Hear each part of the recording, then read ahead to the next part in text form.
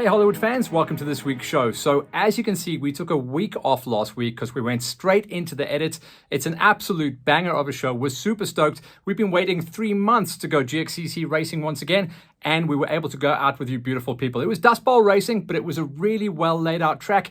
Amazing vibe the whole way through the day. And this is Rysmierbult 2023, round 2 of the GXCCs. In 2023. You are going to love this one. Huge stories coming out of the juniors, the quads, and the big motorbikes. Drop the flag, because here we go. All this GXCC racing action is brought to you by VW Mastercars Hatfield.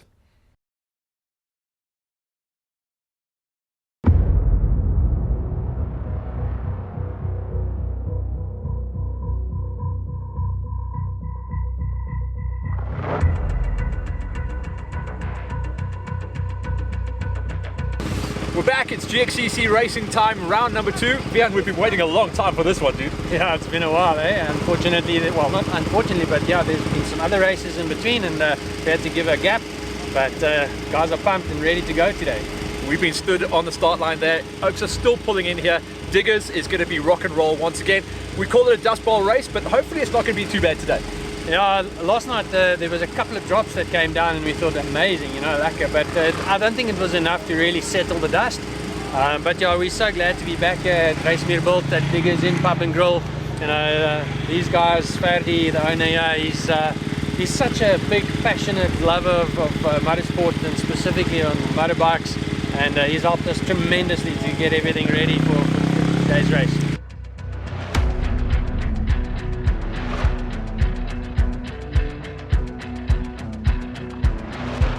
After we caught up with Vian, we headed down to the pits to chat with some of our juniors and quad racers to see what they had in store for us for the morning session. I was looking at the photos on the, I think it was on the WhatsApp group, and the track looked pretty nice, very flat. So it's a bit chilly. I'm pretty excited for the race. Last year, I actually don't really remember that much, but hope it goes well. Last year I was not here at this venue, but I think it's going to be a good one. Fast. In the first section it will be a bit technical, but otherwise I think it's going to be very fast. And how's the competition in your class? Well, I've got Murphy Meyer on the gas, he's very good. I've got John Luke van der Westhuizen. I've got Wilke Deploy. So we have a tight class, but yeah. No, it's a great track. It's a lot of straights, a little bit of tight and twisty turns, but it's fun. It was fun. I'm excited for today. No, they're good, but I'm going to try. I'm going to give it my all today. It just started with leisure riding, and then eventually I found, we live in Rysmierbult, so I found Africa Off-Road there, and then started exploring from there, and then found GXCC, and yeah, watched a few races first and then decided to join and ride as well.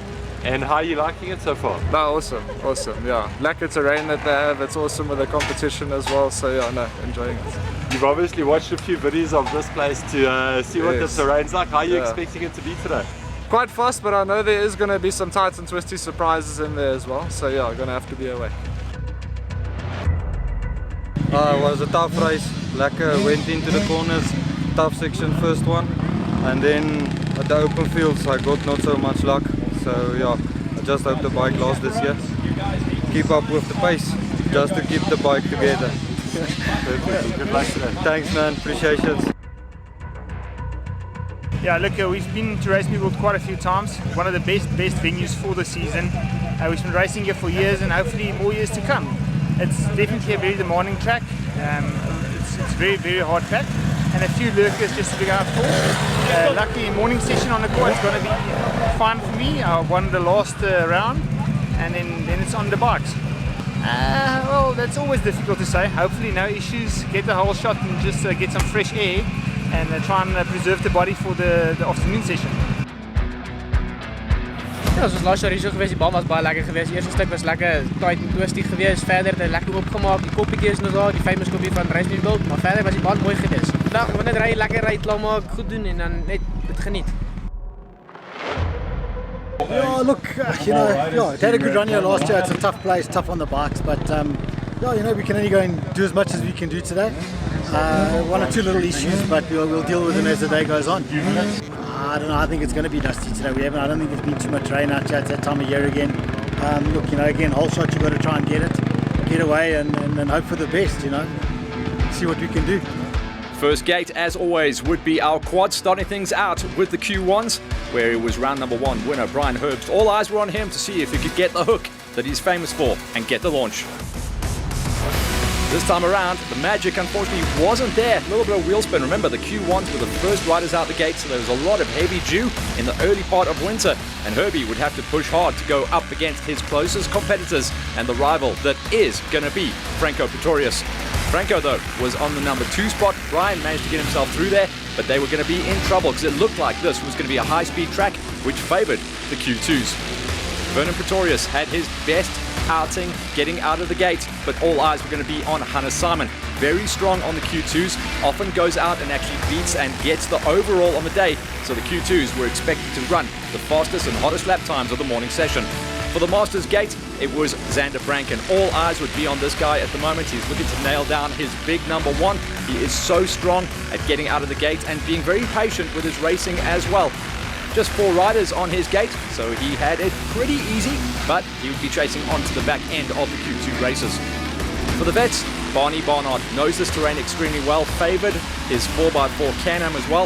In fact, on the veteran gate, there was a ton of 4x4 Can-Ams, so they knew the rocky terrain was going to favour the all-wheel drive systems versus the rear-wheel drive bikes.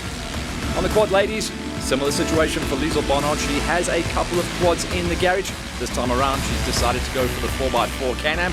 Second place out of the queue because it would return, as we spoke about at round number 1 of gnarly Carly Simon. There's no way, if everything goes well, you're going to beat Carly on her best day.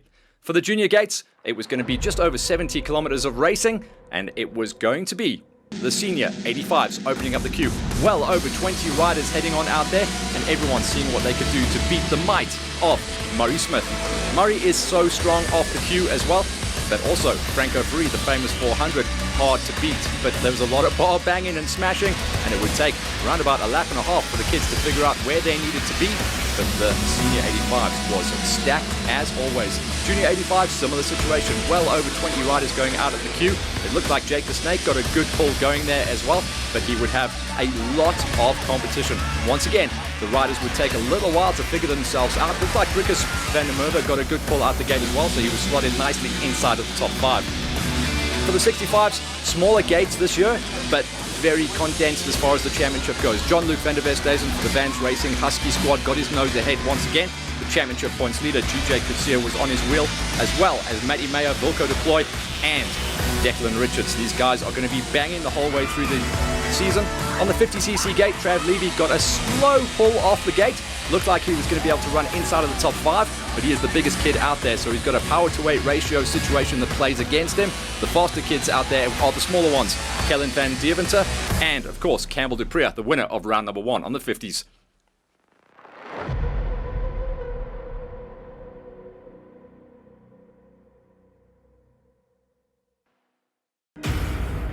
With all riders out of the gate, we went down and chatted to Vian about what was in store for the morning session.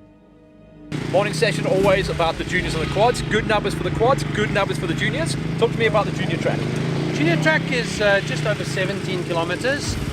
We're taking them out in the back section here where they're doing the mining, a couple of nice twists and turns, a little bit rocky and so on. After that, they're going to go jump over the road. We haven't taken them over the road in a couple of years, but some nice fast flowing sections on the other side of the road for them.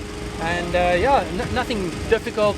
It's really going to be a good fun day. Stephen went out yesterday and he said the kids are going to love it. With that wrapped up, we go out into the fields and start our ladders. The 50cc gate, big story was Campbell Dupree, round number 1 winner, having problems on lap number 3 and having to drop down to a number 8 finish. Remember, no throwaways on the GXCCs in 2023, so every point counts.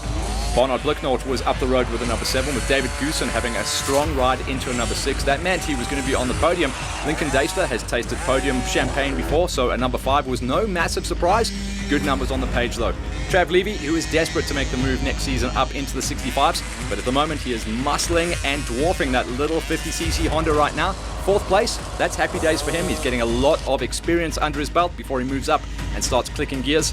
Zibbo Moabi, 3rd place. Great to see Zibbo recording his highest ever GXCC finish. And then Sebastian Nell, similar situation. Seb is looking strong. He's going to be improving and jumping up. Remember, the championship order will change coming out of this round as we get ready for round number 3.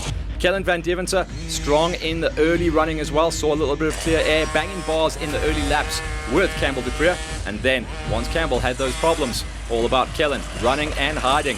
Perfect score on round number 2. For the 65cc gate, very tight to break inside of that top 6, but the kids just outside the top 6 were also running very strong pace. A full race time of just under 2.5 hours. Carver Godrich, Ketleso, Carbo, Othweka, all breaking their way inside of the 8, 7 and 6. And great to see a lot of our Botswana racers crossing the border and coming and playing with us at the GXCCs. Ewan Furry, one of our stalwarts of the 65s, was inside of number 5. And then there was a war up the road.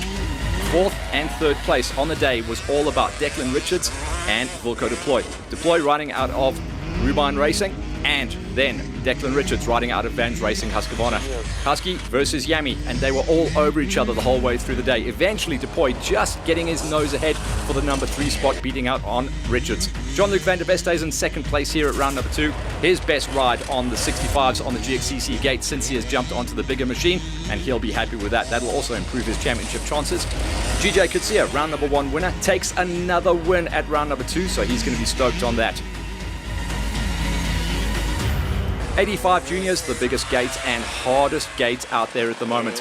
Cess Boddington, Pierre Buchholz, they were dicing it out for a 10 and a number 9, with Telakang getting it done. That's Morahu into a number 8 finish. Xavier Pina was just up the road from him into a number 7, with Radicalo getting it done to a number 6. Radicalo, very improved on the season as well. Definitely been doing some little bit sneaky training across the border. Twan 18 Pont breaking into a number 5, so the Gravity Racing girl is coming on strong. She looks very comfortable on her machine at the moment. Bryson Deister into a number 4, which meant the big swingers were up the road. In fact, Deister marks the first rider to break inside of the lead lap. All of the top 4 running 6 laps on the racing format in the morning session. Deister was there. Jake the Snake had a good pull off the gate, eventually dropping down to 3rd place, with Drickus van der Merwe having one of his best rides of the season for the VW Mastercars Hatfield squad, taking a number 2 spot, which meant we had a new winner on the tour. And it's great to talk about this as well. This kid has come through all the junior ranks. Now he's getting comfortable on the 85. Looks very at home out there on the gate, and looked very at home leading. Liam Skippers for the CIT Franchise Co. Sleepover Honda squad gets it done and arrives on the top step for the very first time.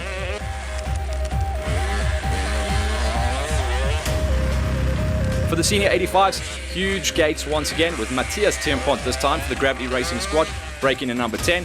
Laselli Matliani gets it down on the road, did pick it up, didn't lose too much time in the little fallover, and the camera crew were right on site at the perfect moment to pick up that action.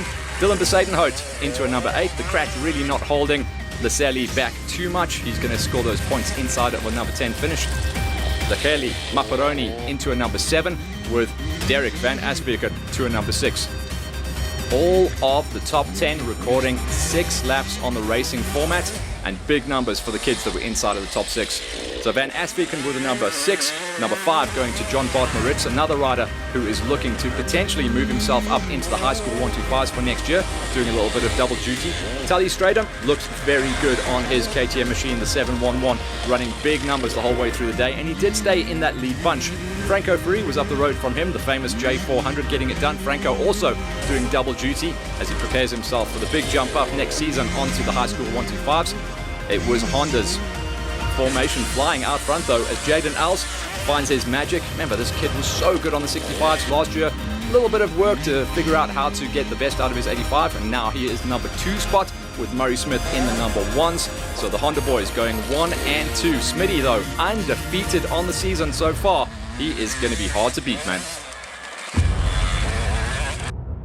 We caught up with a couple of juniors after the event. Murray, you've been a pinner the whole way through the year, so no big surprise to see you take another win, but how was that race? How was the terrain? It was a very nice race. The track is excellent, great like variety. The marshals and everything were very nice, very fast. It was overall a very great organized track. Tell me a little bit about the bike. Obviously the Honda is looking good at the moment. Yeah, the bike was excellent today. Excellent handling through the corners, and everything was perfectly fine. Everything was perfect. Perfect day out for you all the way, but it didn't start too easy, did it? Nee, ek het op die start het ek gestol en toe moes ek van agter af jaag lap 1 net stof die heel pad. En toe ek vir Driekus vang op lap 2 en toe begin ek ry en toe kyk ek waar maak hy foute. En toe lap 3 en toe pits hy. En toe gaan ek verby en toe van daar af het ek net flat laps gegaan en toe ja, wen ek. Super happy. I see Harry's happy with your result. Ja. GJ, once again, you are hammering the nail. How close were they this time, or did you just never see no one? I never see no one today. but the track was very nice. It was a bit rocky in the beginning, but it started getting flat laps. I spoke to a couple of guys that were in Nationals as well. How are you feeling? Because that was only last weekend. You're tired? Yes. but Nationals was a little technical, but not too much. Better the flat out stuff here? Yes. Okay, cool. What about the rest of the season? It's going to be flat out from now on. They're coming to get you. Yeah. John Luke, always hard terrain here. Tell me how the race went for you. Yeah, it was pretty dusty. Had a dice with Gea in the beginning, and Walker came on me. He came past me, overshoot the return. Then I took him and I pulled, and yeah, it was pretty dusty. You seem to be getting more comfortable on the 65. What's making the difference? It's a lot faster. So on the straights, I'm pretty good. Yeah. Let's check things out on the scoreboards then. Confirmation of Murray Smith going fastest in the morning ahead of Els Fourie, Strydom and Maritz, with Van Asveken just squeaking it inside. And then it was all about Liam Skeepers ahead of Driekus van der Merwe, Jake the Snake and Deister. These 85s are getting super quick this season. On the 65cc gate, the whole story is all about GJ Kutsia. He's a happy chappy at the moment. He's trying to hold it together and go undefeated. This time, John Luke was his closest rival ahead of Deploy, Richards and Fourie. On the 50cc gate, Kellen van Deventer, welcome to this top step ahead of Nal, Muabi, Levy, Deister and Gordon. All the championships wide open at the moment. From the juniors, we talk about the quads. Now, the quads is a bit of a story. I think there's just under 30 quads going out there. What have they got? This time we said we're not going out to that side of the farm. The Klerkskraal Dam, the water is still flowing strongly, so it's a bit of a mushy story. So we're not taking them that side. We were fortunate enough to take them out way to the other side of the farm, where probably another 10 or 15 kilometers of new land that we've never raced on before. So yeah, a good section for them. It's going to be tight and twisty in the beginning here. Also just to get them over the road, about 4.5 km before they cross the road. After that, it opens up. Yes, they're going to have the famous copy in there as well. And the track is going to be 53 kilometers. It's probably the longest loop that we've had at GXCC in a long time. But I think it's good. It's probably going to force them just to be able to get 4 laps in. I don't think they're going to be able to get 5 laps in. But very, very lovely track. It's fast, it's flowy, a couple of nice jumps. It's going to keep them busy. Yes, fast, but it's going to keep them busy.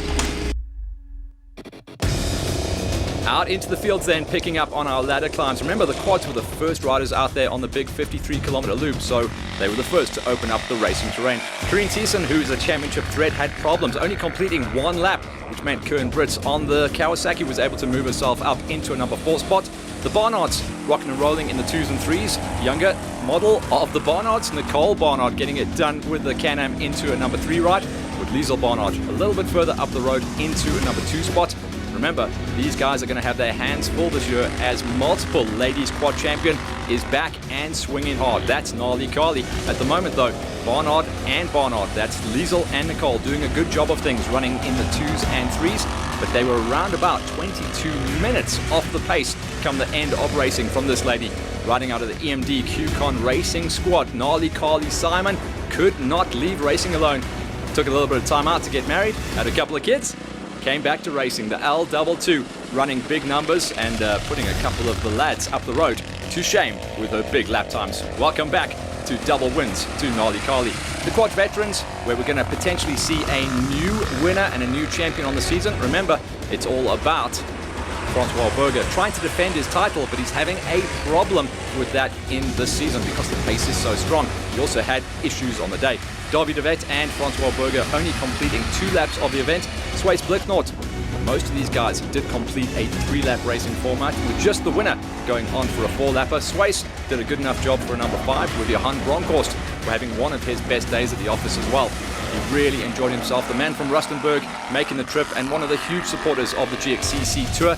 Great to see him have a good day at the office with a number 4. Mario Buerta, fantastic to see him back. He's done a lot of work, a little bit of training, resprayed and completely re-prepped the LTR. So the man from Middelburg comes back into the racing format and straight, boom, onto a number 3 for the podium. That's cool to see. Nice comeback tail. Another comeback tail is Francois Berger. Obviously, he is normally, by trade, a Yamaha rider, but at the end of last season, he got broken into. Some horrible person stole his quad and he had to go shopping. Bought an old Honda, got the thing running, and this thing's running good as well. He looks comfortable, so red is Francois Smallberger's color as he continues with his good run of form with a number 2 finish here. As I said, coming out of the gate, it was very Barney Barnard terrain out here. High speed, and when it's not high speed, it's very technical and rocky, and that is where the big Can-Am Renegade does shine. So Barney Barnard steps up onto the top step. He'll be happy with that, and that's going to prove his chances of trying to nail down that Veterans Championship in 2023. For the Quad Masters, a bit of a high attrition rate. We had a couple of riders falling out. Darren Moyle, 3 laps counted, and that's going to give him the number 3 finish on the day with the award for the most stock standard quad racer out there. Fernando De Santos, one of the many De Santi that often come GXCC racing with us, and he did commit and come all the way down from Dahlstrom. So we enjoyed having De Santos back with us, and Fernando will be rewarded and awarded with a number 2 finish on the L75. He'll be happy with that one. Unfortunately, on the day though, he lost 5 minutes, which isn't too bad, all things considered, to this man, the would-be champion once again in the Quad Masters, Xander Branken, following in the footsteps of Brian Herbst, his teammate, coming out of the 421 racing squad, Xander Branken looking extremely on point once again, as he so far has not put a foot wrong. Up the road and into the Q2s, the ever-growing Gravity Racing team picking up Reinhard Ras. Ras was incredible out of the gate in the morning session, but he did fade backwards, only completing 1 lap. He had his mechanical issues on lap number 2, the rocks catching out a lot of the quaddies. Tinus Kutzer getting himself up there into a number 3 ride. He was very tasty as well, and he completed 3 laps on the tour. Darby Van Staden, I love this guy's riding style, super aggressive, one of the fastest dudes out there on the 4x4s, and fantastic to see him once again break himself into a number 5 finish. I think he can go a little bit harder and a little bit faster, but the terrain was a quad eater out at the Rysmierbult, so everyone who finished was super happy with it. Rian Dick was looking like he was going to be able to run inside of the top 3, but a late race, pretty much a freak event. Looked like the rear axle completely snapped in half for Rian Dick, so even though he completed 3 laps, he should have been on the lead lap with 4, and he's lucky to survive the day with a number 4 finish, which keeps his championship hopes alive. Vernon Pretorius, who came out the gates incredibly fast, got the hookup going, and he's learned the most valuable lesson of GXCC racing, which is if you get a good gate, you've got a good chance of an overall finish, and he got that as well. 2nd place for Vernon Pretorius. Hannes Simon came into this event as a standout outright favorite, but also on lap number 4, that's the final lap of the race, he also had a very rare mechanical on his QCon EMD racing machine. That meant we've got a new winner on the top step. We interviewed him before the race, and we got our timing just right. JJ Beitendach gets it done, and we have got a new guy on the top, and that once again will change things up in the championship. Beitenbach getting it done. We've got a new guy. The Q1s, we had 4 riders go out of the queue. Unfortunately, only 3 of them bringing it home to the finish, but it's going to keep things nice and tight in the championship. Kobus Knutzer, solid as ever. Number 3 on the position count and number 2 on the lap count. Brian Herbst had an absolute nightmare, but he still brought it home with a number 2 finish. He went out and wrong slotted on lap number 1. He had to go onto the junior loop, then he came back. He had to then survive almost an entire lap with a flat front tire, and he still brought it home in 2nd place off the lead lap, but 2nd place gets those points on the plate. so he should still be in charge of the championship as we head to Radium for round number 3. But it's Franco Pretorius, who ran a very close and creditable number 2 finish at round number 1, who takes the big win. Franco Pretorius, incredibly strong. He loves this terrain. It's some of the most aggressive riding we've seen coming out of the kid.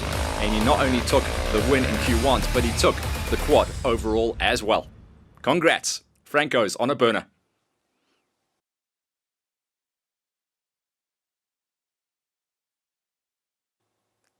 We chatted to a few of our quaddies come the end of the day. Ja, nee, vandaag was lekker. Het was lekker saam gereden, was naby geweest. Bietjie swaar gedryf met die 450 top end, sy 650 haring loop. Loop lekker op die stryd, maar sy het by toe gebring, ek's happy. Ja, die baan was mooi in die begin, die einde het 'n bietjie rof geraak, die klippe en hoe goed dit begin uitgery word. En verder was dit lekker geweest. Nee, alles het mooi geloop en dit was mooi geweest. Ja, nee, baie. Ek is bly ek het my weg gekry en dit klink of ek eers overall is. So ja. Track was hard. There's a lot of rocky sections, but also nice fast sections, so very enjoyable. Yeah. So this means we're going to see you for the rest of the season. Yeah, definitely. Never mind today's result, would have been here every race anyway, but yeah, definitely will be in the future. I actually made up most of my time probably because of the other guys' bad luck, so there was a lot of mechanicals for the other guys. So yeah, worked out well for me on the day. Here's confirmation of little Franco getting the win. Fastest laps of the day and the most laps completed ahead of Brian Herbst and Knotzer. That championship gets a little bit tighter, but Herbie should still be hanging on to it. Buitenweg, new kid on the block on the top step. That's going to move him up in the championship standings. He beat out on Simon, Pretorius, Dick and Van Staden, with Knutzer just getting inside of the top 6. Branken on the top step ahead of DeSantos and Moyle. Quad Masters, we should see a few more of those guys turning up at round number 3 at Radium in the dust. They love that and the sand. Bonnie Barnard takes the win ahead of Smallberger, Berta, Bronkhorst, Blicknote, Berger and De Vet. That's in the quad veterans lineup.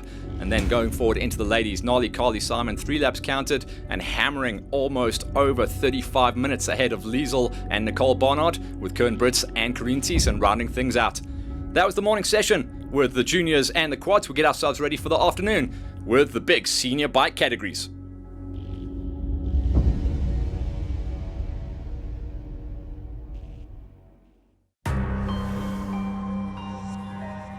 So for the afternoon, it's all about the senior motorcycle categories, the biggest entries on the day. We chatted to Fiona about the track and how it was all holding up before we went down into the pits. For the afternoon session, the big story is we've got a lot of the national competitors coming in for this one. The gates are stacked for the afternoon session. The talent this year, Fiona, is huge. Yeah, unfortunately, there's a couple of guys that got injured last weekend at the Nationals. That's not here this weekend. It throws it open for the championship for guys that were sitting in 2nd and 3rd place, you know, that's giving them the opportunity to move up. But very stacked gate, as you say. It's big numbers in each class. And I think that, you know, it's wonderful to see that the guys are coming back. We're stoked. We've got over 270, I think it's 274 entries that we have today. So that was our aim for this race, and we made it. So I'm glad to see that the numbers are there. Also great support from the big factory teams, which have now started to really make GXCC their home. Yeah, you know, I think it's always good to have competition, even between brands, and I wouldn't say it's competition as such, but I think it's bringing new spice to everything and keeping the sport alive and getting other competitors and other brands to also grow and let's get those teams growing.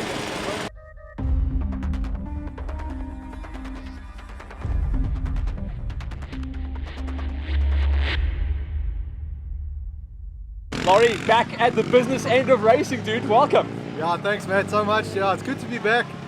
Super excited to have this opportunity with a new team to be back racing. I'm really grateful for the support. And yeah, 3 years of not racing, faces got hot, body got old, fitness is working on it, but at least we're getting there, yeah. Talk to me about the senior gate. I was telling someone earlier, every 10 years you see a gate like this. This is a wild one. Yeah, everybody thinks, you know, the senior class is a walk in the park, but everything but, eh? I mean, Karen Fitzgerald's there, Kenny Gilbert, Wade Blau, Wynand Delport. I mean, the line is competitive, so it's lekker. You know, same guys I've been racing with my whole career, and there's so much respect between us all. We've hosted 3 GXCCs here. I've raced here in the past, so it's very challenging, hard pack, a lot of dust. First couple of kilometers, very tight, loose rocks. So the start's going to be everything, obviously to get the dust advantage and to pull a gap on the tight stuff, and then once we cross over the road it's a lot more open flowing, but then the dust is a factor again. So very challenging route, but GXCC always does a good job, and yeah, the team did an amazing job with the bike, setup's amazing, so we're excited. Tell me about the Red Dog, because you've spent a lifetime on other brands. How are you feeling? Look, I mean, it's like you say, my whole life I've been on a KTM, and to change brands, it's been easy. Actually, it's been easy. Honda makes a great bike, and especially now this year, the new generation, they're all talking about the big changes that they make. I don't know what the previous bikes felt like, but this bike, it's really easy to get comfortable on. Setup is really easy. Suspension is working well. The motor is very strong, so but I like that. It gives you more grunt out the corners. You can run a gear higher. So it's been a good transition. I'm still getting used to the bike, but so far I can't complain. It's been an awesome journey so far. Yanni, the seniors gate this year is absolutely terrifying. You're good on the championship, but it's going to get gnarly from here on out. Ja, nee, Matt, dit is al die ou pros is in die seniors. Daar's baie dis 'n fast class. Ja, so my sokkies op moet trek. Tell me about this little war you've got going with Kochi, because it's you guys out there the whole time. You run a very similar pace. Ja, nee, ek dink Kochi het my getoer, want elke keer as ek kan agter Kochi bly, sodra ek hom pas, dan val my tor af. Dan kom al die moeilikheid. Dan jaag ek net aan, nou vir shoot corners, maak net aan. So ja, ek gaan nou vandag probeer, maar nie laat Kochi in my kop kom nie, en ja, sien maar wat gebeur. Tell me about this terrain. You know this terrain. We've raced out here for many years. It's hard terrain. Do you like it? Ja, the tight stuff in the beginning is maar altyd 'n challenge. En ja, the fast midfields there at the back. That's my course. I like that with the 500. Kochi, the senior gate in 2023. That's been the story we've talked about the whole time. But let's talk about the new beast that you got built. So brand new 2022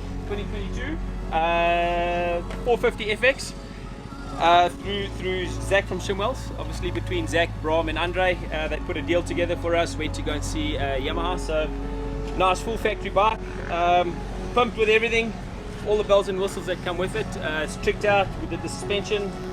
We did a couple of trick bits on it, and yeah, it's running smooth. Brand new machinery always runs better than anything second hand. And shame my 2019 with 200 odd hours on it has definitely, it's seen its course, and no, this machine runs beautifully. We had a great event down at Jolivet, and I think today we can stretch its legs today and hopefully eat a few 500s. Jay, from your grounding in the 85s, now on the 125s, and with the factory squad, how are you feeling? Very chuffed, to be honest. It's a big step up for me, to be honest. It's a lot better from being from a privateer to a factory team. It's so much better, so much more support, so much. It's a very nice environment to be in with the factory team and everything.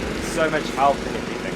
Talk to me about this high school 125 gate, because this year everyone is out there. There's probably 6 guys that could nail the championship. Yeah, it's tough. It's very tough, to be honest. It's very big class. It's one of my biggest classes today. Actually about, I'm not too sure, 17, 18 riders. So it's going to be an interesting race. I raced here last year and the 85 packed up and somebody helped out with the 125 payment, and yeah, they got me out racing on the 125, and I went out. It was a very nice course. It was fun.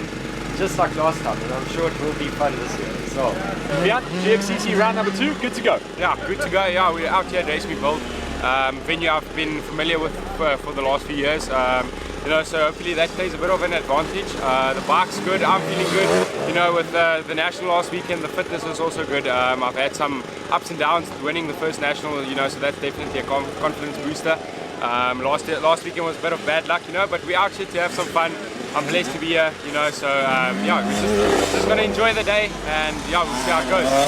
Manny, 2023, not your year so far, but it could turn around today.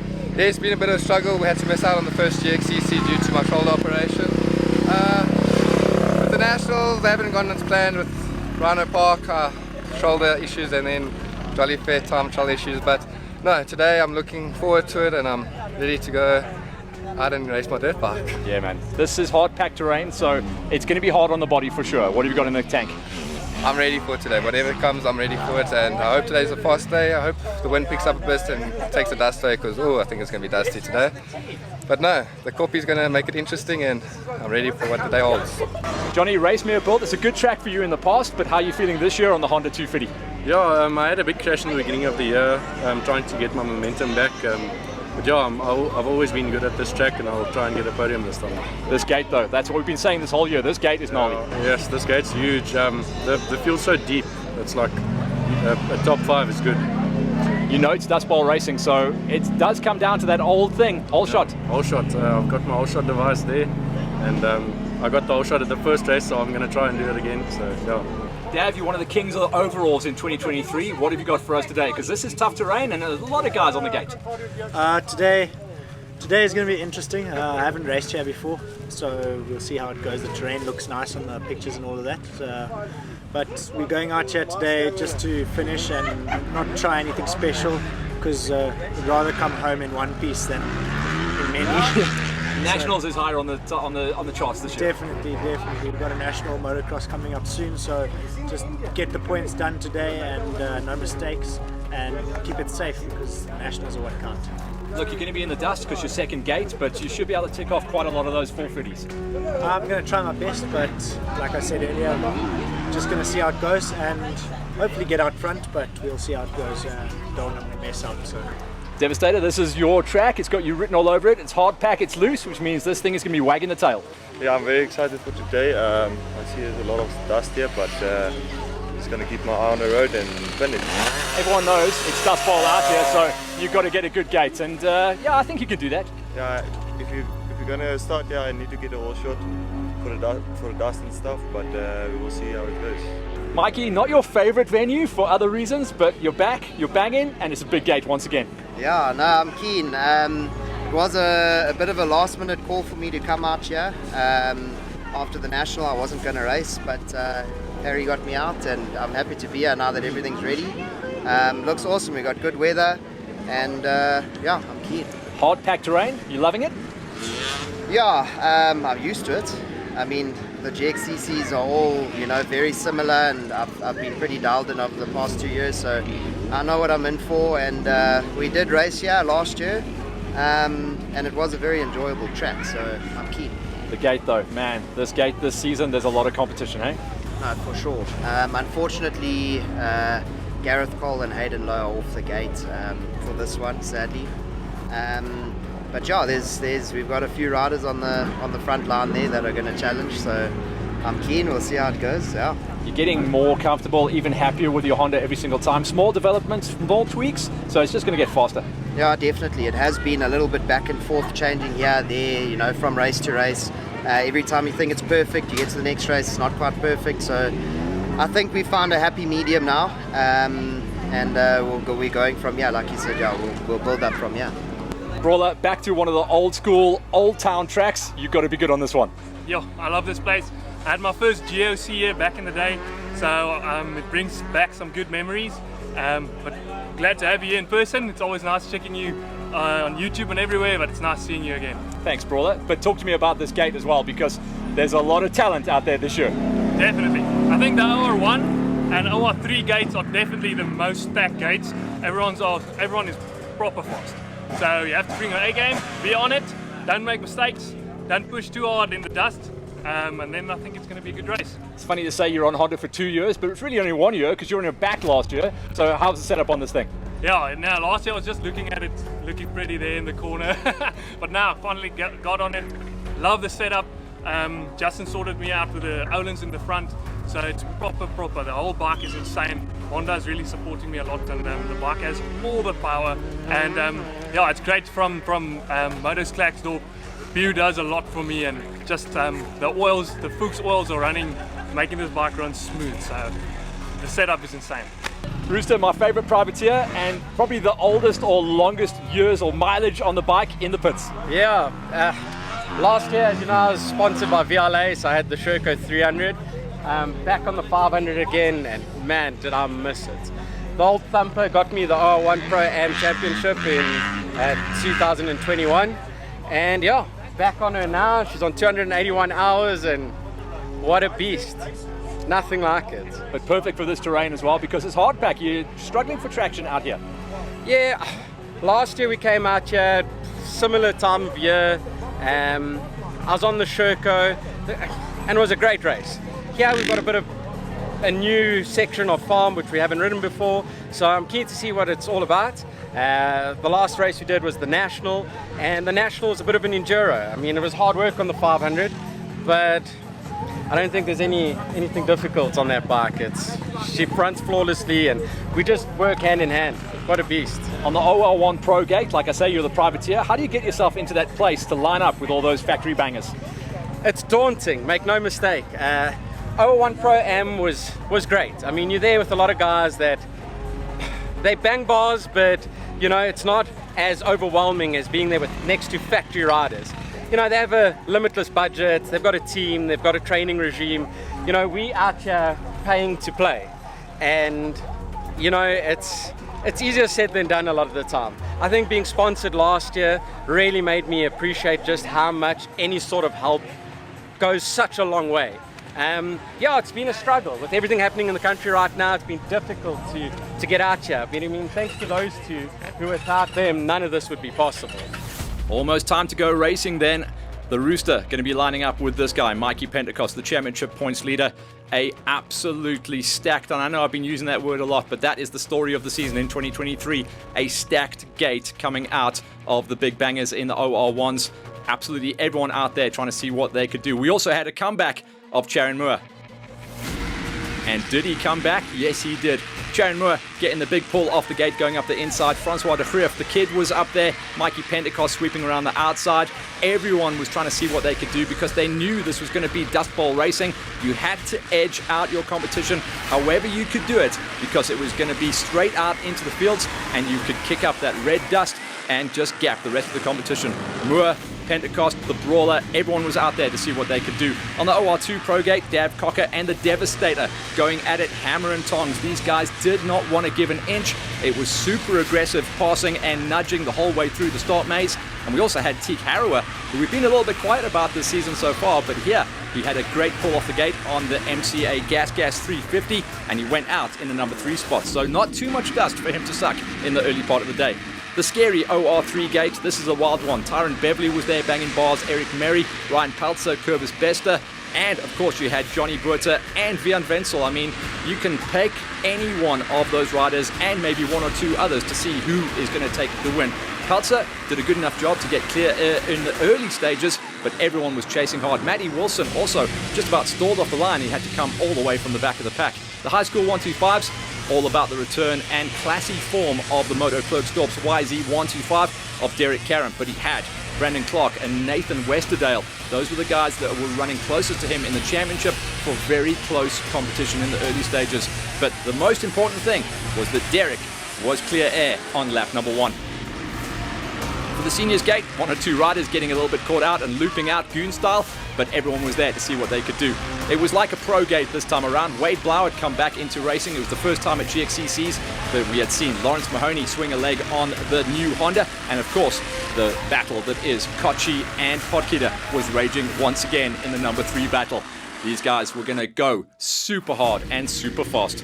For the Masters Gate, great pull off the gate on the 450 Husqvarna version of Wayne Farmer and himself. And the Viking now getting picked up by Honda as well. That's Kerbish Jonk would be going out at it.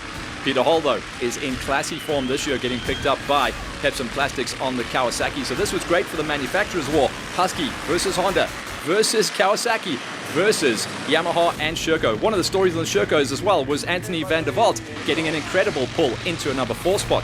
For the vets, Marty Poole was out there seeing what he could do, because it has been, for the last season, the Jeff Den show. Den couldn't get the pull off the gate. Looked like Para was good though. Then we go back out in the line into the Pro-Am 1s. This is Henko Hall, the son of Peter Hall, and the apple does not fall far from that tree. Himself and Bo Smith were the class of the field going out of the Pro-Am 1s. Pro-Am 2s looked like Nathan Sparrow was good. Xander King is good on that Yami, but watch out for Gavin Young and Stoffel Berger to come on strong as the day got a little bit longer. Those guys are long game players.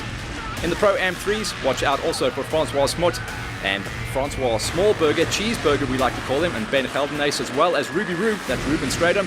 This is a stacked gate indeed.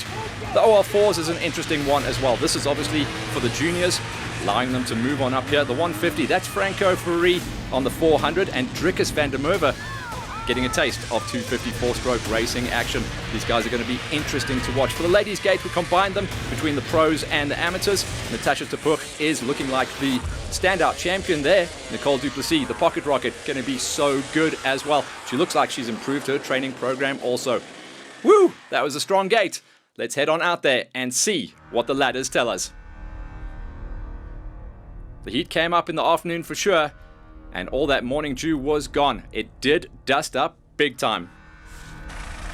For the ladies' pro-ams, where we saw the biggest numbers coming into play there for the ladies' gate, Monia de Toy was into a number 7, with Marzel Vesta to a number 6, and Shelley Compain getting it done to a number 5 ride. Danelle Janse van Rensburg got it done to a number 4 finish. She'll be pretty happy with that, as she was trying to chase up onto the back wheel of Myrtle Tehran. The ladies really did an incredible job. One lady taking 1 lap, the majority of the ladies taking a number 2 lap count, but the top 2 ladies in the pro-ams getting a 3 lap count done. Myrtle Tehran strong enough for a number 3 finish. Nicole Compain really loved this mixed terrain, and she came to life big time. Second place for her and some stellar lap times, but it was Bianca Edwards who brought out one of the older KTM models on the C222 to take her win in the ladies' pro-ams. She very much enjoyed the fuss-bait, toughing out terrain that was Rysmierbult. For the ladies' pro gate, the pocket rocket Nicole Duplessis did a full racing format as well, so she's definitely worked on her improved fitness and style and shape on the bike. She's got a big hookup from Henderson Products. She is dripping in just one kit, and I think that really gave her the edge to get that number 2 finish and count those 3 laps. Natasha Tepuch, who is our champion-elect, she is definitely the fastest lady on the gate at the moment, and once again proved that by hammering Duplessis by over 30 minutes to take another win. In the OR4s, this is our feeder category. Little Franco Ferri, even though he did an incredible ride in the morning session, jumped onto the senior style bike and once again brought the 400 inside of a top 10. 7th place for him. Stefan Klerk got it done into a number 6 ride. Remember, a lot of these guys are getting a taste of what OR4 racing is. The whole idea of this category is to allow the kids that aren't quite old enough to go up into the high schools to get a taste of what it is to race out there on the big loop. And this was the biggest loop that we have raced ever on the GXCCs, 53 kilometers for these juniors to go out on. Carl Wilmerans took it down to a number 5 finish, with Alex Freeman to a number 4. Ben Geldenace, we have watched Ben get really good on this gate. It looks like he's about to make the move up next year into the high school 125s. Drickus van der Merwe, incredible podium this morning in the 85s, and then a number 2 finish on a borrowed 250. That's big Chris Harms's enduro bike that he's got on there. 2nd place for him on the gate, but it was John Bart Moritz who also ran point scoring numbers in the morning session, followed by an incredible win in the afternoon as well in the OR4s. Starting to climb the ladder then into the pro-ams, where we also saw a huge gate. It seems like the 250s in the pro-ams and the pro categories in 2023 are giving us some of the closest and tightest battles on the season so far. Danny Pienaar into a number 10, with Hansi van der Berg to a number 9, and Francois Swart, even though he looked like he had some damage on his machine, did survive 3 laps of racing to a number 8 finish. Janko Vennikirk up the road from him into a number 7, with Jean-Andre Bosch, also a name that is starting to be mentioned more often than not, breaking into the point scoring big numbers into a number 6 finish. Estienne Kotze was stuck in some epic battles, walking away with number 5th ride, with Philip Hodds taking it into a number 4. The guys that broke into the top 3 were tasty, and only separated by 1.5 minutes. That was Ruby Roo, that's Ruben Stratum into a number 3 ride. Like this guy's setup, looking factory fresh out there. Dean Buerta was just ahead of him in 2nd place, and on the same minute as him, showing how close this is going to be for the championship. It's Cheeseburger, Francois Smallburger Jr. getting it done, and he is now going to be the standout favorite for this championship. Into the OR2 Pro-Ams, where the majority of the riders are out there on, looks like the majority on 354 strokes. Every now and again you see a bit of a smoker though. Russell Van Gool getting it done to a number 10, with Brandon Vance 9th and Ben Vessels into a number 8, but once again we saw extremely tight running. Looked like the winner all the way down to 8th place, separated by less than 10 minutes. That really is quite exciting for us as well, because we love that close running competition. Nathan Sparrow had a good gate, but dropped down into a number 7, so it proved that he had some issues on the day. Tian Hirnes was up there into a number 6, so Tian, great to see the Old School Customs main man getting it done and finally getting to grips with his 350 KTM. Stoffelberger was up there into a number 4 with Gav Young. Those guys have been banging bars the whole way through the day. Gav Young getting picked up this season by the Bikers Warehouse squad and looking very comfortable and happy. Had a little bit of a blip in the early part of the season, but he is back on form once again. Dieter de Vet was ahead of him into a number 3 ride with Ben Roostradam a number 2, but Xander King and the 250 Yami get it done once again. He is the man to beat on this tour right now on that gate. Moving up the road then into the big bangers on the OR1 Pro-Ams. And these are the guys that have to muscle the big machinery around. Shane Enob number 8, Franco Swat, then big Chris Homsa, senior, coming out of the VW Masters Hatfield squad. He's going to be happy to get those points on the plate, although he was desperate to get inside of the number 5. Not the perfect terrain for him though this time around. Marius Lombard was ahead of him with a number 5, going to Hendrico Homsa into a number 5 with Hardest Venter 4th place. This was a tough track for the big dudes and the big bikes. Frana Albrecht came back. We haven't seen him in GXCC racing in about 4 or 5 seasons, so cool to have the big guy back. And 3rd place shows he's lost none of his class. Boris Smit, good out of the gate and good at the end of the day as well. Around about 5, maybe 6 minutes off the back wheel of this guy though, the 808. Remember the name, Hol, but this time around it's Henko, son of Peter Hol. And he looks just like him on the bike as well. Maybe stands up a little bit more, but he is going to be interesting. If he lines up for the rest of the season, he's going to be a championship threat. We now move forward into the age group categories, starting things out with the veterans, where we're looking to see if Jeff Dan can be beaten. He has shown some cracks recently. Johan Fourie just 1 lap, so he had to bow out early on. Sean Farrow on the old Suzuki, 2 laps counted for him. Then Stefan Bagnall and Dick Bessinger. Dick also riding out of the VW Mastercars Hatfield squad, and then Jeff Dan in 2nd place. So there is going to be a new winner this time around, and everyone said if you got the pull off the gate and got the whole shot, you could run and hide. That's exactly what Martin Poole from Schimmel's Yamaha did. So Marty gets his first GXCC win. I don't think ever. I think he has won one way back in the past, but great to see him take his first win of 2023. Also, he'll improve in the championship. Going forward then into the Masters category, Conrad Edwards was down there with the number 10. JJ Duval, JJ also riding out of the VW Mastercars squad. And then Francois Swanepoel out of Spherical Logistics on the Husky. He had problems on the day, dropping down to a number 8 finish. We should expect to see him running inside the top 5. Peter Jordan was there into a number 7. And then 6th place, the big guy, Bert Smith from Bert Smith and Associates, gets himself up there to a number 6 finish. Pierre Smith was up the road into a number 5. And then we started to see the pace really pick up. Kurbis Jonk was right there. It looked like he was going to be able to battle for a podium, but he had some binding brakes and he had to drop down to 4th place eventually. Anthony van der Walt is one of the standout rides of the season at the moment, the only Sherco on the gate, and he is absolutely pinning it. Looks like he is comfortable, and we should see him improve in the championship standings as well. There's only 2 tasties ahead of him, so van der Walt in good shape there for Sherco. They'll be waving the flag hard. Up the road was the 2-horse race that was and is Wayne Farmer versus Peter Hol. In the past, it used to be a 500 KTM versus a 300 smoking Husky. Now it's pretty even. It's a Husqvarna 450 versus a Kawasaki 450, and these guys are separated by absolutely nothing. The whole day, there was less than 30 seconds between them, and that's how it remained as well. Farmer made 1 mistake towards the end of the race that allowed Hol to come through, so Farmer taking the 2 spot and Hol taking the number 1.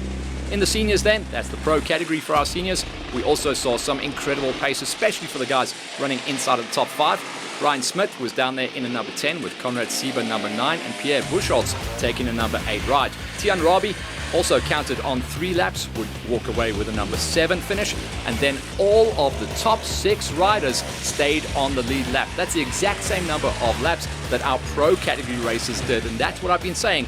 The senior gate is incredible in 2023. JJ Rousseau got it done into a number 6 with Henny Blicknort. Those guys were quite closely matched the whole way through the day, both finishing just inside of a 4-hour racing count.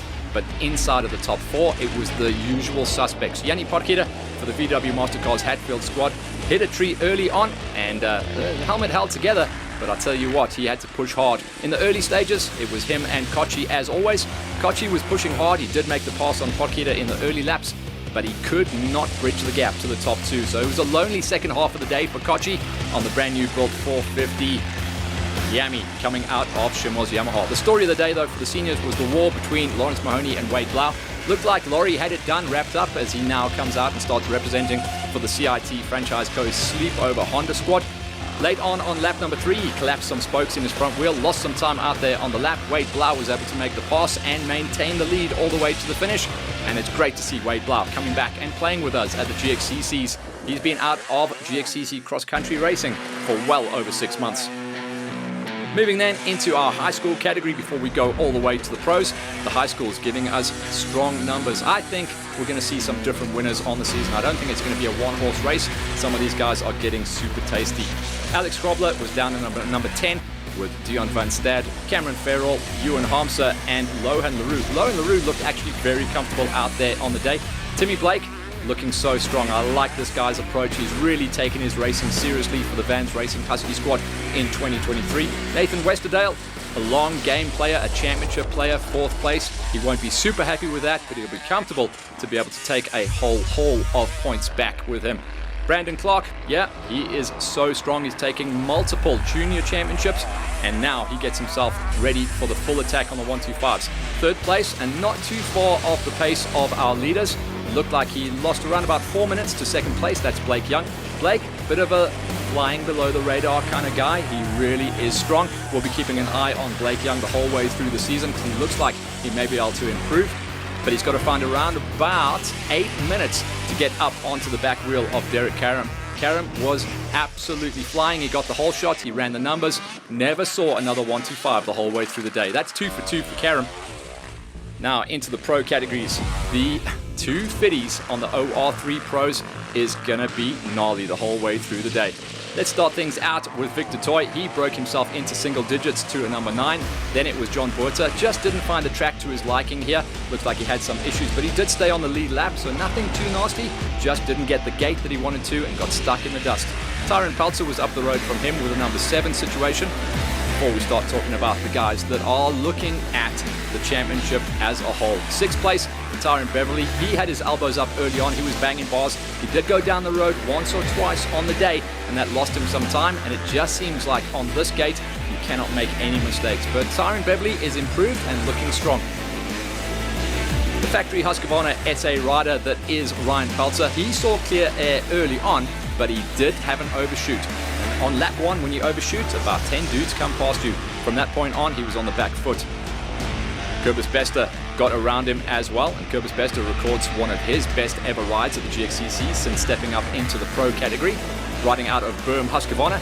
Björn Wenzel, who's looking strong on the national championship as well as in the GXCCs, always got a smile on his face, definitely enjoyed the racing, definitely enjoyed the terrain, and one of the riders that came on pretty strong the whole way through the day. He had a huge dice with Eric Merry all the way through the 4 laps of our racing. So Wenzel on the Kawasaki riding out of Pepsi Plastics, Eric Merry riding out of Bikers Warehouse on the Honda, and also Merry is right there. If anyone makes a mistake in this championship, he's going to be there to pounce, but his numbers are looking good, and 2nd place may well see him eyeing up the championship this season. Matty Wilson, terrible gate by his own standards, but the fastest guy most of the way through the day. Made mincemeat of the 250 gate and eventually made his way up inside of the top 4 overall. That's a 250 on a high-speed track. Matty was pinned to get himself up there for the win. OR2 Pro category, these guys are all about the top 5 at the moment. The rest of the riders trying to improve and just see the dust up the road, but this is a gnarly gate. Very similar situation as we see on the 250s. Bonnie Barnard, Shaleba, CD Goosen. I love watching CD develop now into a full 2-wheel racer. Remember, he's a multiple GXCC quad champion, and now 8th place shows that he can really pin it. He's getting comfortable on his 354-stroke Husqvarna. Alex Shearer makes the trip across the border once again to tag a number 7 finish with Rhino Bierkus just up the road in a number 6 ride. Man, oh man, the pace now in the top 5 is something spectacular. Jannis Janssen gets himself on the lead lap, not too far off the pace of the top 4, but it's all about dust, and it seems to be all about the gate you can get as well. Matty Sneeman knows how to get out the gate, very strong, keeps himself very fit as well. Sneeman for the VW Mastercars Hatfield squad up there into a number 4, and one of the highest and fastest smokers out there. Teek Harrower, Looked like he was waiting for some machinery, didn't get a lot of seat time in the off-season, but now that he's getting comfortable on the gas, third place for him. The Devastator, Devin Smith banging bars early on with Dav Cocker. Eventually, Cocker made the pass, and that meant it became actually a lonely race for the Devastator. Sounds strange to say that, but he was so fast, but the gap between himself was too far up the road to Cocker, and he was miles ahead of Harrower as well. Dav Cocker came in very modest to this race, didn't want to make any mistakes, didn't want to have any problems, but he was butter smooth, ran good numbers inside the top 4 and 5 the whole way through the day, and walks away with yet another win in the OR2 Pro category. So we move forward then into the big banger OR1s. Ash Engelbrecht, towards the end of last season, said to me that he was going to get on the Honda, gets comfortable on the number 10 position on the day. Dievan Wolfart into a number 9. Francois de Greef, incredible story for Francois, the kid, running inside the top 5 on lap number 1, did an overshoot and went into a drainage ditch. Took like 15 minutes to climb out of that thing, so incredible to see him walk away with 8th. Cosmos Mamalukas also had a big crash in the early laps, dropping him down to a number 7. And the Rooster, the fastest privateer out there, brought the oldest KTM 500 4-stroke all the way to a number 6. He'll have the biggest smile on his face. Brendan Kotzer, riding out of VW Mastercars on his Kawasaki 450, is also going to be happy. He's had a ton of mechanicals and issues in the early part of the season, but between himself and Jean-Andre Olivier, they worked well together all the way through the day. They were never separated more than 10 seconds, and it was all about Brendan Kotzer getting a number 5, Jean-Andre Olivier, also his teammate from VW, getting a number 4. So these guys were locked together. But the top 3 were the class of the field, putting big time into the rest of the category. JC Nienhaber, riding out of Pepsi Plastics on the factory 450 Kawasaki, comfortable as ever, but it was a 2-horse race out front. Ian Wall, the brawler, looked like he might be able to run the pace of Mike in the early stages, but then started to drop back. Then it became a dice between himself and JC. Onto the last lap, they were separated by about 2 minutes, and Brawler has finally found the magic that he used to have coming back from those massive injuries in 2022. If there's one man that could get up the road and chase onto the back wheel of Pentecost, it's this dude. But once again, it was the Magic Mike show. Didn't get the whole shot, but did make a pass early on lap number 1, only to throw it down the road in the early kilometers. Had to then fight back, make the pass on the Brawler, and once he did that, he was gone. He had a standing lap time of 44 minutes on lap number 1. He never dropped out of the 47s for the rest of the day. No mechanicals, no punches, no issues.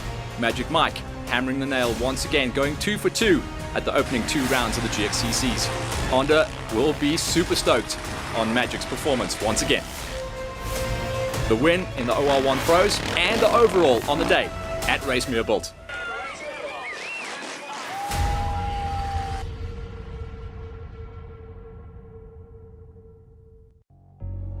We caught up with the riders after the flag dropped.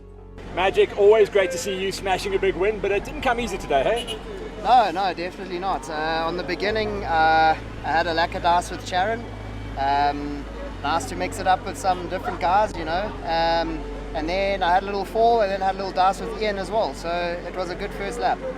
It looked like you were pulling a little bit more every single time. Did the track come to you, or lap number 2, always with the lap markers? Was it bad? I think on the first lap it took a little bit of adjusting. It's very dry and very, very slippery. So I sort of took a while to find my toes. And then once I did, I was out of there. Cheers. Like I said, this event, this venue has always been good and bad. This was a real good one. Yeah, no, it was a good one. It was fun. The Honda was really, yes, it was fast. It was a really fast track, and I'm on a fast bike. So, yeah, thanks to everyone. Thanks to the team, my wife, my child for being here, Auntie, and yeah. Well, I hate to use this old one, but second place must, for you, almost feel like a win today. Yeah, I think it's the first time ever a second place felt like a win, because normally if you're not first, you're last. So I feel good. I'm very happy with today. It went awesome. Didn't make any mistakes. I felt fast. I need to work on my fitness. What about Mikey? You saw him in the early days, eh? Yeah, we had a lacquer battle. He went down in one of those corners, and I passed him. And we were having a lacquer dice, but yeah, he was on it today. When he started pulling a gap, the dust was too thick. I'm like, normally I don't care about dust, but I think this one I need to take slow. What does it feel like for you to get back up to that pace? You're probably running about 90% at the moment, and it won't be long until you're firing on all. Yeah, I'm about 90%. Fitness isn't even close to what it was back in 21.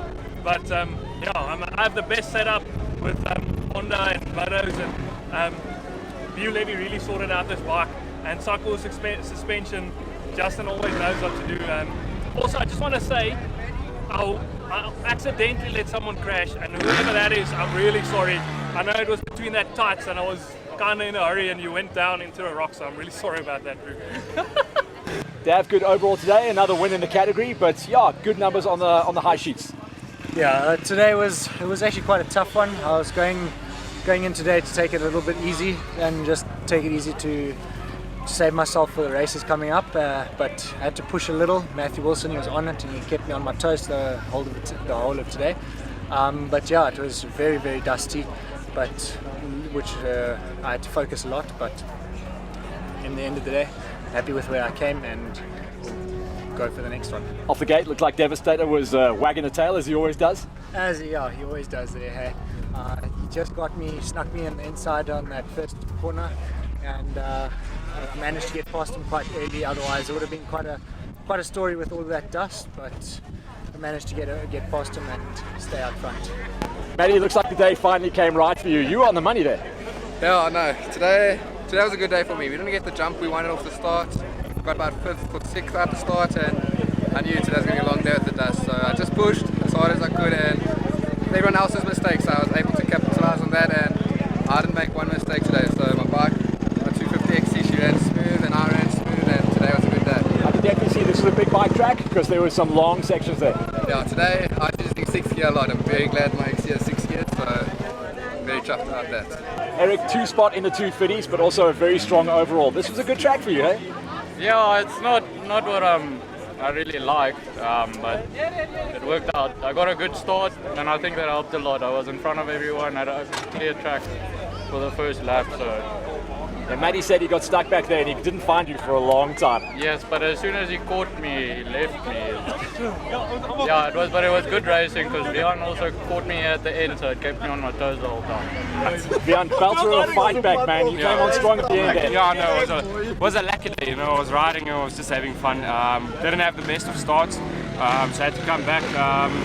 It was dusty today, but I must say GXCC did an amazing job of the track layout. Was really fun, like fast straights, nice twisties, and yeah, really enjoyed it today.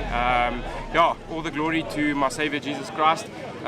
So yeah, massive shout out to the team as well. Big shout out to Pepsi and Plastics from Ian, all the sponsors, Kawasaki, Motul, Acebus, Bikewise, all of the guys, Michelin. You know, it was really a lucky day.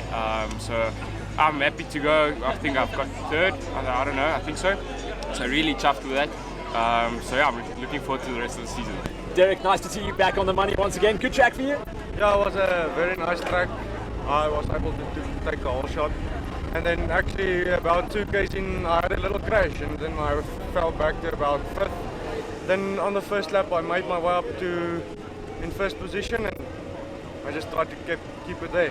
From that point on, are you starting to look at what else you can catch up the road? Because you're high in the overalls as well. Yeah, I tried my best. I just told myself I couldn't get another bad finish. Blade, awesome to have you back on the Boney. I actually didn't know you were here for a while. Under the radar, hey? Yeah, man, that definitely wasn't the plan, but you started missing it, and mate of mine, Sharon Moore, said, let's go do the race. And I said, I'm in. So it was good, and I'm glad I did it. We had a good time today. It was a good reminder of how tough the sport is, but it was great fun. You and Laurie find each other out there? Yeah, he got away from me on the first lap. I was all over the place, and then I don't know if I passed him in the pits or somewhere, but I got ahead of him. And then I just kept my gap on him. I kept my gap. You know, every time he had a crossroad, then I could see him. But yeah, I'm happy that everything went well today, and I'd like to thank Sally's Ascavana, Cycleworks, and all the guys that have supported me. Peter and Wayne, the old magic is back, but you guys were on the lead lap. How tough was that? It was really tough. He managed to get the whole shot. I was fighting the whole first round just to try and catch him. He was really fast. I think I mustn't let out that secret because he's fast on the 450. He has to be, dude. He has to be. Yeah, man. Kawasaki versus Husqvarna. Now it's going to be the old war once again. We can't say 300 versus 500 anymore. You're both kind of evenly matched now. No, this was the first race, I think, where really we were evenly matched in terms of CCs and refueling and everything. Just he's got bigger muscles than me. Well, the first 2 rounds, I mean, he kept me down. And then the last 2 rounds I just managed to pull a little bit because I knew if I don't pull a gap and I make one mistake, it's very difficult to try and pass in the dust. The first round was difficult. I was eating Wayne's dust all the time. Wayne, on your side, tough day at the office, good day at the office, hard day at the office? All of the above. Man, just got a bit of an injury on the wrist from the national last week, so yeah, we were sore, but we had a good first lap. Overshot a corner, then Peter's in front, and he overshoots, I'm in front, so we're eating each other's dust. Yeah, then we pushed nicely, kept a good gap on the second lap. As he's going out the pits, I was going out right behind him. And then, yeah, the wrist just got a bit sore on the third lap, but no excuses. We had a good one, and yeah, this 450 just works you, but it works you. But I think this track has got tougher through the years as well. No, definitely. No, definitely. I can tell you, this is almost stuff in the last week. Yeah, no, it is. It's tough. And also the route directions change. So some we've used before backwards and all that, but yeah, no, it's good to be back in with this man again. But yeah, I need to keep it up for 4 laps, not just 2 laps.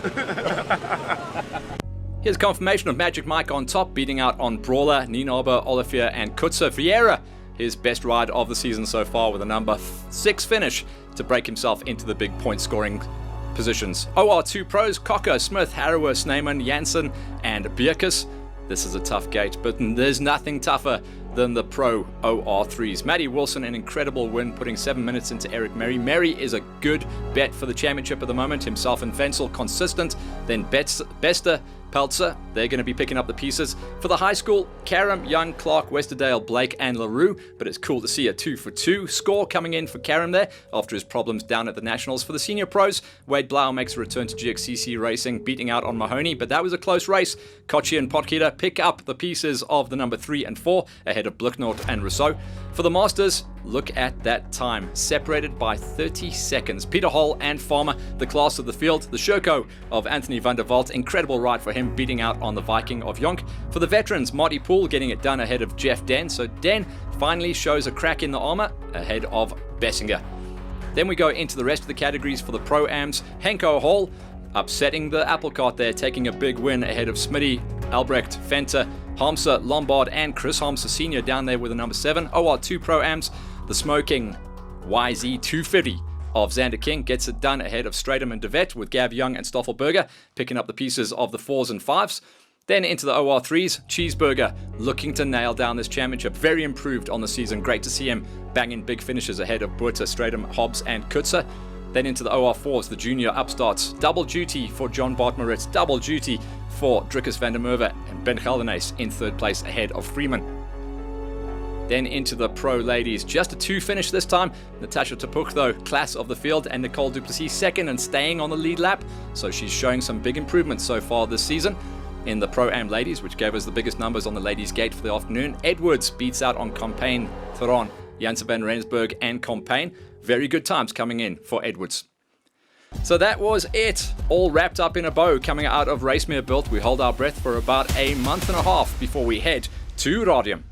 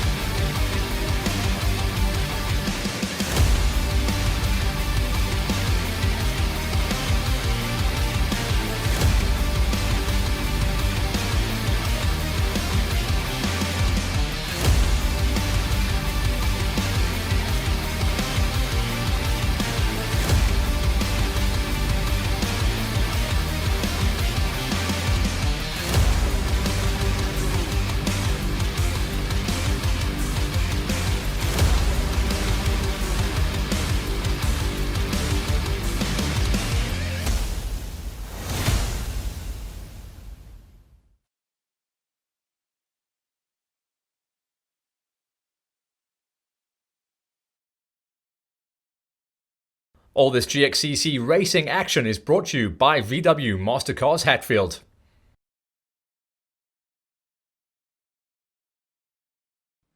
So that was round number 2. Now, if you check out the calendar, we are going to go to another R near Rysmierbult. This time it's going to be Radium. So Radium in the winter is a great place to go to because it's got that sand. Now, sand creates dust, but it's heavy dust, so it does drop quite quickly. That's what we're hoping and praying for anyway. So mark the calendars. We go racing in June once again, so it's a little bit down the road, but not as far away as round number 1 was, and that's going to be all about the GXCC. So we're finally getting ourselves to round 3, which will mark the middle point of the championship. Going forward into what we've got on the page going into the racing month of May, we've got 2 bangers. We are happy to announce that we're going to be working with the Forge Racing guys. They were happy with what we did for their teaser coming out of round number 1. Now we're going to do a full production for round number 2. That's Forge Racing. And then we're going to go forward with the rest of their 6-round championship. We're already signed, sealed, and delivered as we have been for the last couple of years with Farm Jam. Farm Jam coming around the pipe as well. We go back to Sergeant Pepper's. Super stoked to go back to Sergeant Pepper's because this created some really good shooting, some really good racing, and it was an epic event. And it's no surprise to see it back on the calendar for round number 3. That's just going to be the middle point for the Farm Jam races. Entries are open for that as well. So go on to www.farmjam.co.za. Get your entries in and we will see you on the line. So that's right, you heard it here first. Hollywood Hills bringing you full productions for GXCCs, Farm Jam, and now Forge Racing as well. So that's us. We are locked and loaded. 3 powerhouse tours which are going to be filmed and aired on Hollywood Hills throughout the rest of the season. Stay locked and loaded, guys, and we will see you on the line as always. Laters.